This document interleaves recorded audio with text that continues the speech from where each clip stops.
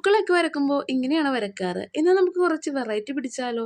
ശരിക്കും പറഞ്ഞാൽ ഡ്രോയിങ്ങിന് നിങ്ങൾ എന്നെപ്പോലെ ബിഗിനേഴ്സ് ആണെങ്കിൽ ഇത് ഉറപ്പായിട്ടും നിങ്ങൾക്ക് യൂസ്ഫുൾ ആയിരിക്കും. ഇവിടെ ഞാൻ 4 ഷെയ്ഡ് എടുത്തിട്ടുണ്ട് കേട്ടോ. പെൻസിൽ കൊണ്ട് തന്നെ ഞാൻ ആദ്യം 4 ഷേപ്പ് വരച്ചു കൊടുത്തിട്ടുണ്ട് കേട്ടോ. അപ്പോൾ നമുക്ക് വരക്കാൻ നേരം ഭയങ്കര ഈസി ആയിരിക്കും. കാരണം ആ ഒരു ഷേപ്പിൽ ടച്ച് ചെയ്ത് വരച്ചു പോയാൽ മതി കേട്ടോ. ഇങ്ങനെ വരയ്ക്കുമ്പോൾ ഉള്ള ഒരു ബെനിഫിറ്റ് എന്താ വെച്ചാൽ നമ്മൾ വരയ്ക്കുന്ന ആ ഒരു ഫ്ലവർ ഉണ്ടല്ലോ അത് കറക്റ്റ് ഷേപ്പിൽ തന്നെ നമുക്ക് കിട്ടും. പിന്നെ ഞാനിവിടെ കുറച്ച് ധൃതിയിലാണ് വരച്ചത്. കാരണം ഒരു സ്ഥലത്ത് എനിക്ക് പോകാനുണ്ട് കേട്ടോ. അതുകൊണ്ട് തന്നെ പെട്ടെന്ന് വരച്ചത് കൊണ്ട് അവിടെ ഇവിടെയൊക്കെ ചെറിയൊരു ഷേപ്പ് വ്യത്യാസമുണ്ട്. എന്നാലും കുഴപ്പമില്ല, ഭംഗിയാണ്. അപ്പോൾ ഉറപ്പായിട്ടും നിങ്ങളിത് ട്രൈ ചെയ്ത് നോക്കണം. അപ്പോൾ ഡ്രോയിങ്ങിൻ്റെ എ ടു സെഡ് അറിയില്ല എന്ന് വിചാരിച്ച് വെറുതെ ഇരിക്കാനൊന്നും നോക്കണ്ട. ഇതേപോലെ ഇടയ്ക്കൊക്കെ ചെറിയ ട്രിക്കുകളൊക്കെ നോക്കിക്കഴിഞ്ഞാൽ നമുക്ക് നല്ല രീതിയിലൊക്കെ ഇതേപോലെ കുഞ്ഞു കുഞ്ഞു ഫ്ലവേഴ്സൊക്കെ വരച്ചെടുക്കാൻ പറ്റും. അപ്പോൾ ഇതേപോലുള്ള വീഡിയോസിന് വേണ്ടി നമ്മുടെ ചാനൽ ഒന്ന് സബ്സ്ക്രൈബ് ചെയ്ത് വെച്ചോളൂ. പിന്നെ നിങ്ങളെ കൊണ്ട് പറ്റുന്ന പോലെയൊക്കെ കമൻറ്റ് ഇട്ടുള്ളൂ. കാരണം കമൻറ്റ്സിൽ നിന്നും 2 പേരെയായിട്ടോ നമ്മൾ ഗിവ് അവേ വിന്നേഴ്സായിട്ട് സെലക്ട് ചെയ്യുന്നത്.